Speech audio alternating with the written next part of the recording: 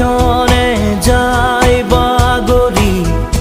এই মধুৰ জীবন পৰে পৰে বিচাৰি ফুৰিছা শান্তিৰ এটি ক্ষণ আঁতৰি